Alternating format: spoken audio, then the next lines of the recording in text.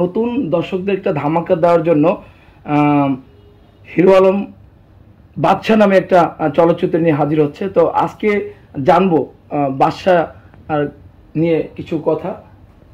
Please, আপনার তো একটা সিনেমা রিলিজ হচ্ছে আমার মনে হয় 12 তারিখে, তো এই বাদশা নিয়ে যদি একটু বলতেন।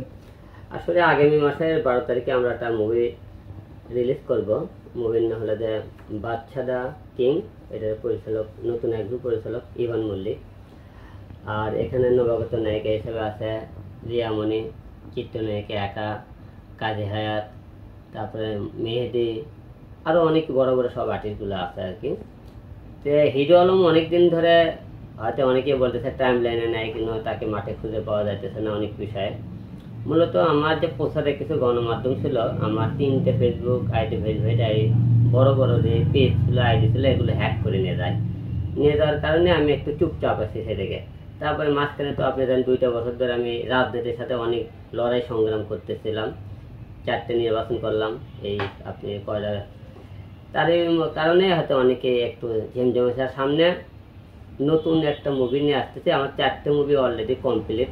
বাদশা কিং, বৌজামের লড়াই, আইলাচুরা, নষ্ট হওয়ার কষ্ট। আর এর মধ্যে আমরা এখন এই মুহূর্তে বাদশা কিং রিলিজ করব। আর এর আগে আমার তো 3টে মুভি রিলিজ হয়েছে। আর তাহলে মারসক্কা, টোকাই, সাহসী আলম, 3টে ছবি কিন্তু আমার সামনে রিলিজ হয়েছে, আপনারা সবাই জানেন। এবার একটু ব্যতিক্রম একটা মুভি নিয়ে আসতেছে, অ্যাকশন মুভি আর কি। আচ্ছা, আমি যতটুকু জানলাম এই যাবত যতগুলো ছবি করেছেন তার থেকে বাদশা নাকি একটু অন্যরকম, একটু ব্যতিক্রম।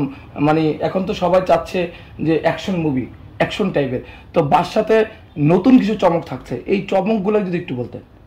বাদশার মুভিটা আসলে ভেতরে আমার হিরো আলমের লুক, গেট আপ, তারপরে অ্যাকশন একটু ব্যতিক্রম কিছু নিয়ে আসতেছে আর কি।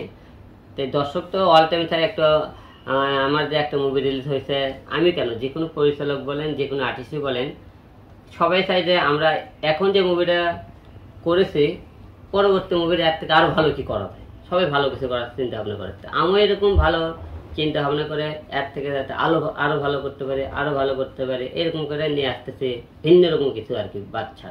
এই যে আপনি বললেন যে হাতে 4টি সিনেমা রয়েছে, তো বাকি সিনেমাগুলো আসলে কবে আসবে? বাকি সিনেমায় যে আমরা সিনেমা রিলিজ করা শুরু করেছি এখন, আমরা 2 মাস পর পরে এই 4টে সিনেমা রিলিজ করে দেবো।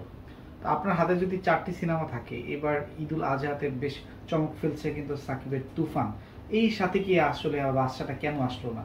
দেখুন, তুফান যখন বছরে 2টা ঈদ, এই 2টা ঈদ সাকিব ভাইয়ের অল টাইম মুভি থাকে, যে সাকিব ভাইয়ের সাথে সিনেমা জীবনে রিলিজ করে হল পাবেন না। একটা সিনেমা অনেক কষ্ট করে, আমার তো কোনো প্রোডিউসার নেই, আমার নিজে মনে করে সৎ পথে টাকা দিয়ে আমি আস্তে আস্তে তিল করে সিনেমাগুলো তৈরি করেছি।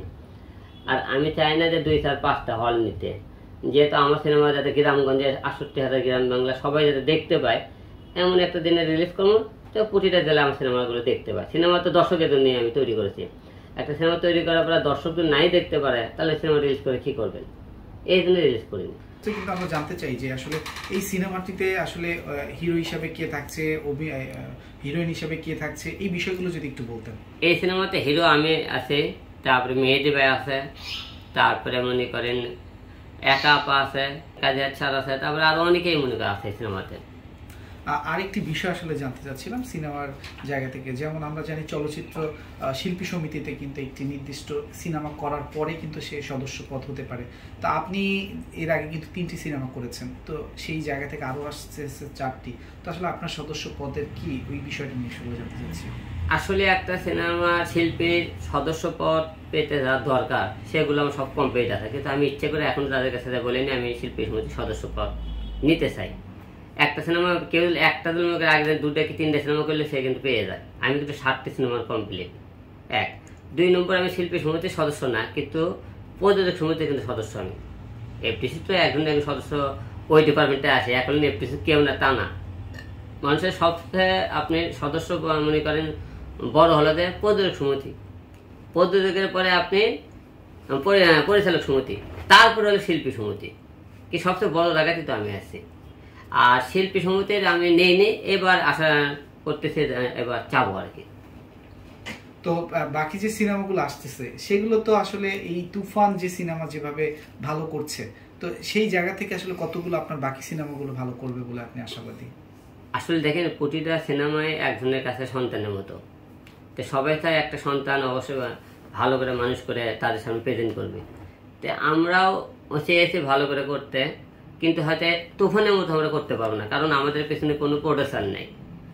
আমরা চেষ্টা করতেছি আমাদের মতো করে যতদূর করতে পারি আর কি। মনে করেন আমার থেকেও মনে করেন অন্য বড় বড় হিরো আছে, বড় বড় অনেকেই আছে, তারা কিন্তু মনে করেন আমার থেকেও ভালো মনে করে মানে সিনেমা বানাইছে, ভালো কিন্তু অ্যাক্টর আছে, তাও কিন্তু সিনেমা ফ্লপ খাইছে। এটা বলা যাবে না দর্শক কখন কোন সিনেমা গ্রহণ করবে।